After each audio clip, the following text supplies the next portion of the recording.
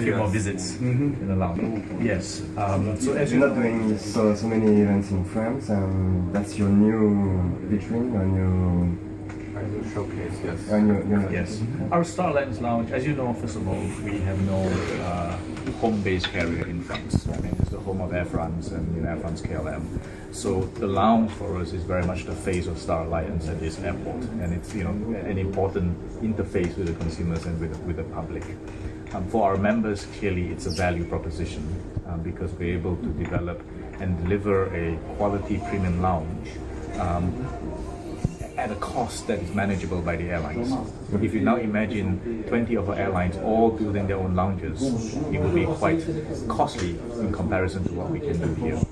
And so we're very pleased that we have this opportunity with ADP, and it has been running for 6-7 years now and continue to be our face in France.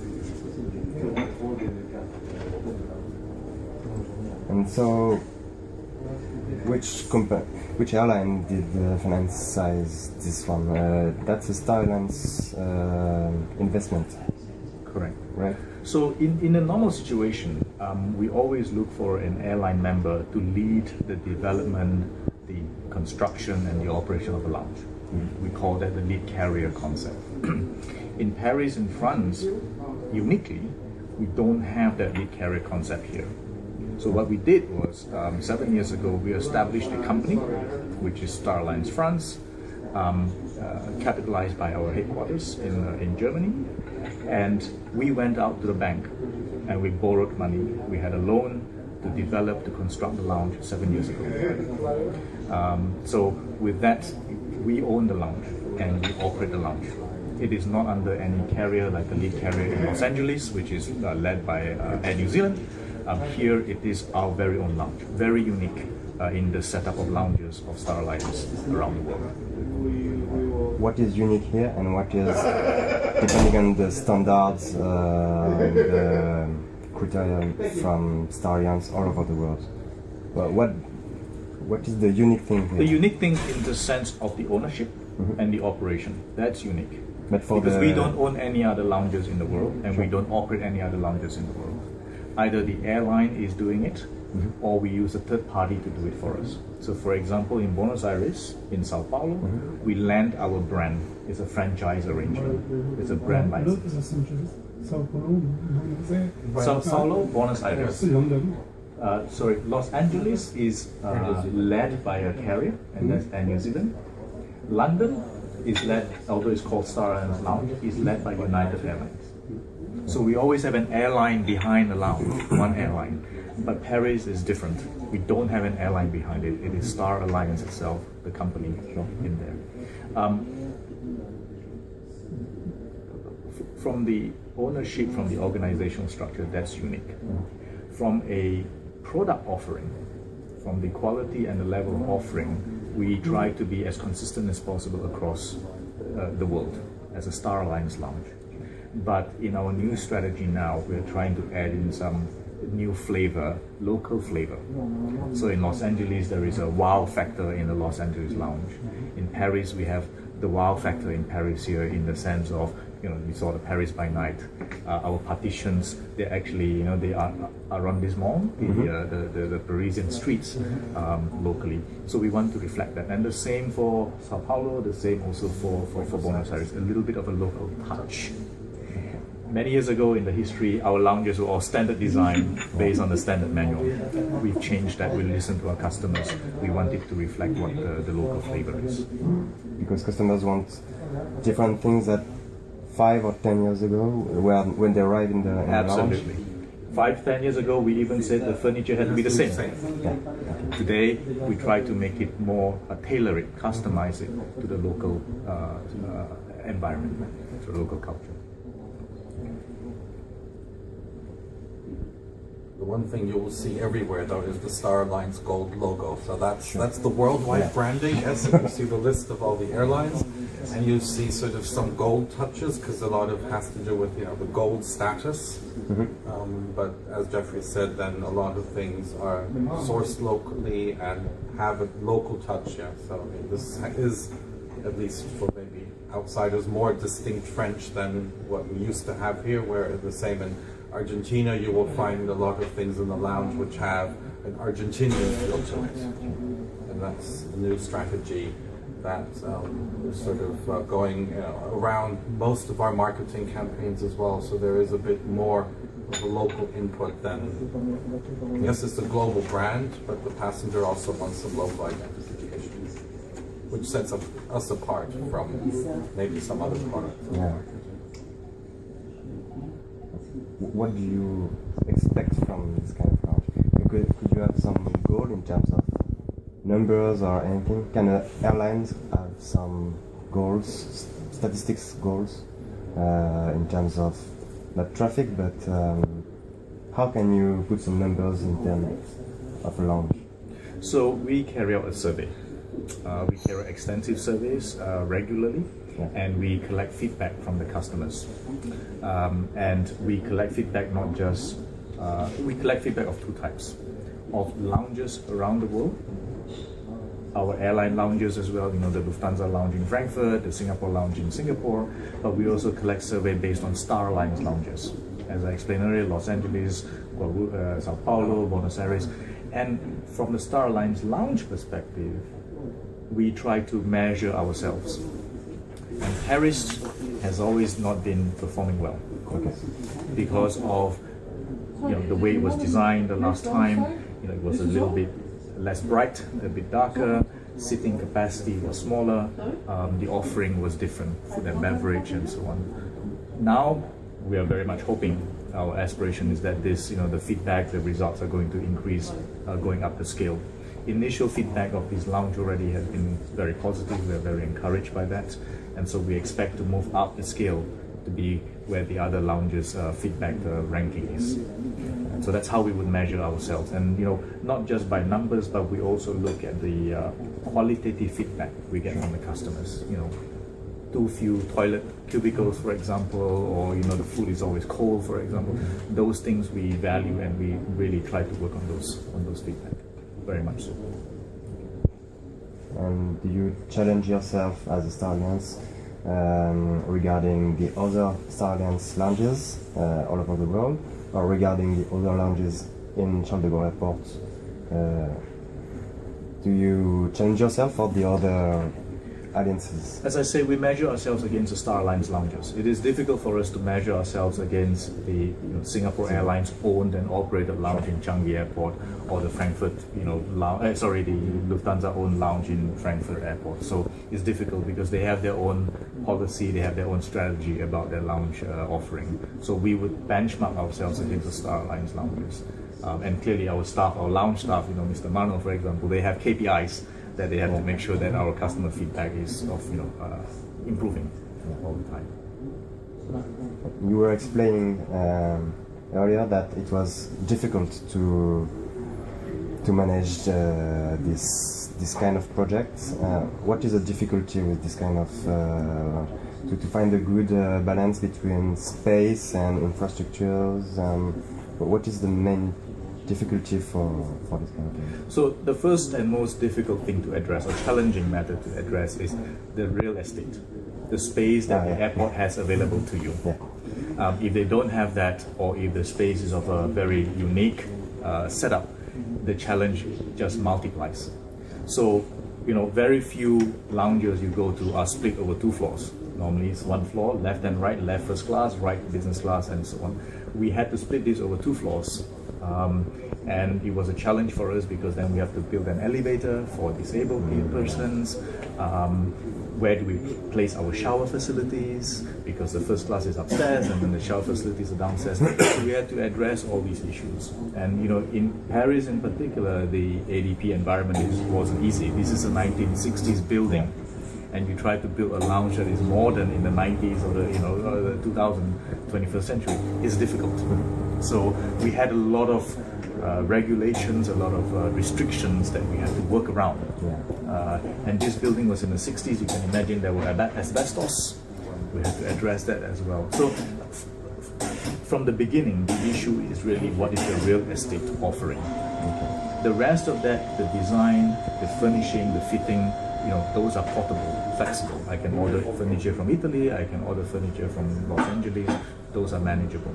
But your infrastructure, that's the key thing. If you haven't got that proper or right offering, you've got a problem. So whenever we have an opportunity, whenever terminal is developing a new terminal, or there's an opportunity to move all our airlines together into one terminal, that's the first thing we try to have a conversation with the airport authority. Where's the opportunity for the lounge space? And did you think about changing the place of the lounge in place of the renovation of the place to create a new one in another place? We did, but it would have been more costly, number one, and number two, ADP didn't have the space for us. Yeah. What we wanted to do was to retain as much as possible the shell or the infrastructure of this lounge without having to incur too much cost, but at the same time challenge our designers and architect to produce a completely different feel and experience even within this shell, this structure of the building. But the other challenge was, space wasn't available from ADP that was valuable for us to rebuild a completely new lounge. As you know, they have competition. Qatar Airways is coming with a new big brand new lounge, and so they have other priorities too.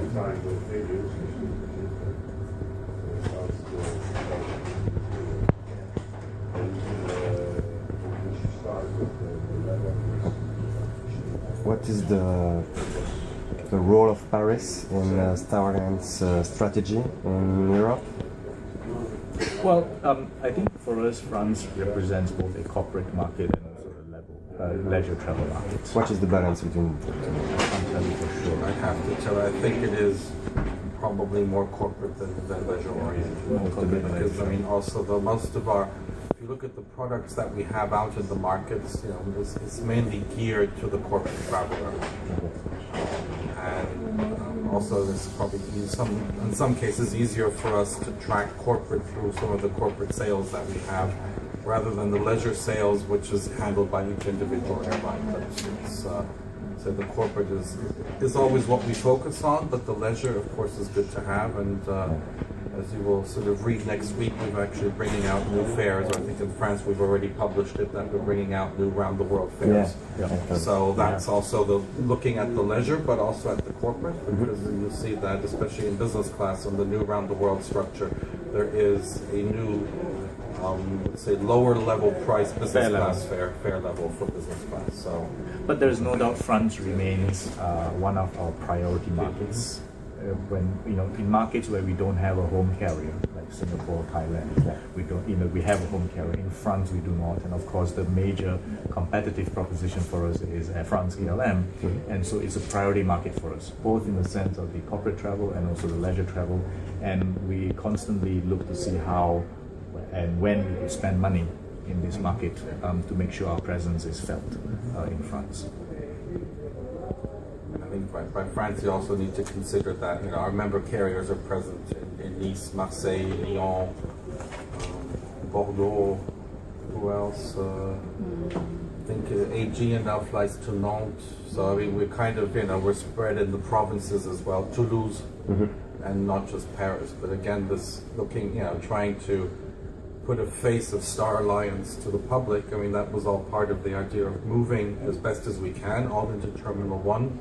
You'll also see down in the check-in area that a lot of the ticket desks are StarAlliance branded with the airline branding in addition.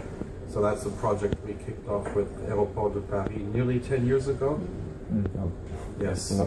Yes, it was all part of the co-location. The co-location, bringing all the airlines into one terminal. That's redevelopment of Roissy 1 was basically done together with StarAlliance and Aéroport de Paris to see that we could use the space as best as possible to bring most of our carriers together into this terminal. 10 years ago, it was a concept that not many people understood. Even ADP struggled 10 years ago. But it's a concept that you see even the other alliances are copying. Whether it's in London or anywhere else, they want to put all the airlines together in one roof, under one roof. And it makes a lot of sense. Sure. And what are the next steps in your development in France? What are the next goals, the next projects you have in France or in Europe to develop StarAlliance? Well, in France, as I said, the lounge represents our main face to the consumers here. But in other respects, commercially, we are regularly looking to, promote ourselves either by marketing our corporate product in particular, or as Marcus mentioned, our alliance products such as the Round the World product, which is mainly for the leisure travel market. But we don't have a specific big project that we're going to plant into this market at this time at the moment. It's a difficult market. You have Air France, KLM, and then you have the Gulf carriers that are all flooding in, the Emirates, the Etihad, and the Qatars, coming with the 380 soon. But it's a market that we're constantly reviewing, but regularly also putting in, money into this market where we can. Do you see a Corsair? It's coming in. Do you see a French carrier Corsair? We know Corsair. Do we see them as part of StarAlliance?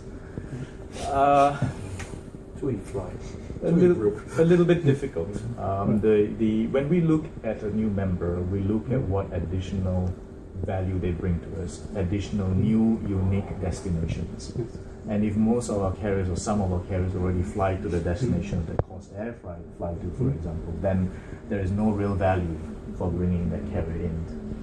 So for now, France is very well served by many of our carriers, European and Asian and the North American carriers. And in Paris, we have almost all the carriers, not all.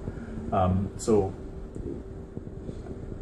difficult to see the need for a French-based carrier. Whereas Indian carriers are interesting for you. Indian carriers, yes. So look, the way we look at this is that India is a fast-growing market. In our study, in our analysis, it's one of the top 10 fastest-growing market. And our members have come to the view that it is difficult to ignore that market. And so therefore, we needed to find a way as to how we can tap into particularly the domestic market in India to feed to our international flights. It's public knowledge, that we are working with Air India. We are also working very closely with them to improve many aspects of Air India to make sure that they, live up to the level of offering in StarAlliance. So we are very confident that we will be able to achieve that. So we, assuming that it's a positive outcome when the CEOs decide next month, we will look forward to welcoming them sometime in the summer.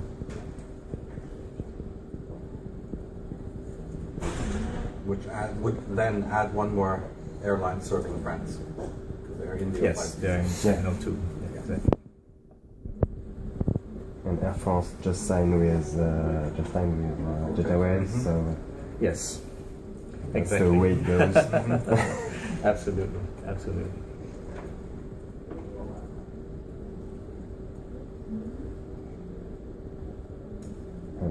How do you see the problems there was between Lufthansa and Turkish Airlines? I don't know if we can deal with that, but so one of the core propositions of StarAlliance and all the other alliances too is the loyalty program. The FFP program, the earn and burn, the opportunity to be recognized across the alliance. We recognize that there will sometimes be bilateral issues between our members, as it is common in the other alliances too. And our view is that whilst we seek to retain the core proposition of the loyalty offering, the bilateral matters are very much really for them to discuss and to resolve. And a lot of the discussions between Lufthansa and Turkish are bilateral issues, and we've encouraged them, we've facilitated them to have discussions about that. sure. Can you ask two carriers which are saying with each other, we won't accept the other loyalty program? There won't be any reciprocity with the loyalty programs? Okay. No, you have to differentiate. There still is reciprocity between the loyalty program. Yes. Okay. So a customer with Lufthansa Miles and More Group flying on Turkish Airlines will get his miles. Okay. Okay. The difference now is that you don't get as many status miles, so you will not as easily qualify to get gold within the Lufthansa program as you maybe did before, because bilaterally they decided that they're not giving them the same amount of status miles, but you will get your normal miles, which you then can use to cash in, and vice versa. So someone flying, Turkish miles member flying on Lufthansa will get his miles. He can use those miles to upgrade. He could use those miles to then fly on United on a redemption ticket. The only thing they looked at was the amount of status miles that you get, and that's a bilateral issue between the airlines. Yeah. So the StarAlliance portion is you have to earn and burn across the alliance, and that is still there. Yeah. And I would say that this is nothing uncommon. Even in SkyTeam they have a similar arrangement between different partners of the alliance too. And sometimes Air France gives more priority to some other non-alliance members compared to their own alliance members. So it's a question of where you strike the bilateral balance between the two members. That's one of the challenges of the alliances, to manage to put together different carriers which are evolving in different ways. Without a Must be difficult. Without doubt. I mean, you can compare us to United Nations, you can compare us to the European Union. We have members that are very small, from 20 aircraft to members that are over 100 aircraft, different business models, different product offering.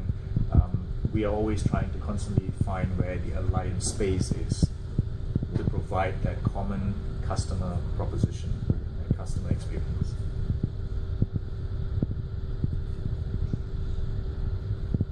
And what will be the next new launch of StarAlliance? Launch? Yeah. So we've just opened one in Sao Paulo. Sao Paulo has had a soft opening, I would say. Partial opening. Partial opening. The new Terminal 3 in Guarulhos is sort of being kind of hastily finished in time for the World Cup, and of course that did not allow us to finalize the lounges we had wanted to. So it is open to accept customers for our 3-member carriers that are in Terminal 3 right now.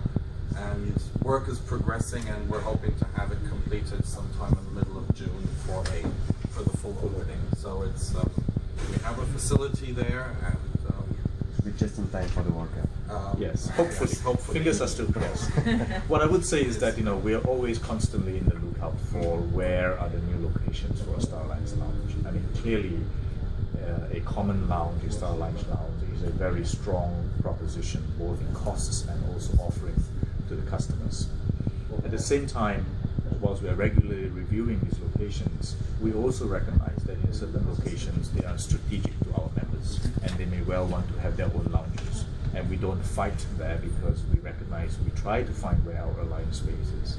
And so, it may be that London is very strategic to some of our members. They want to maintain their own individual lounge, their branding, their product, and that's we don't fight that, we don't resist that. But we are constantly looking to see where we can draw more synergies and common offering around the globe. And common lounges have received the attention, the profile from the chief executive board. They know that this is a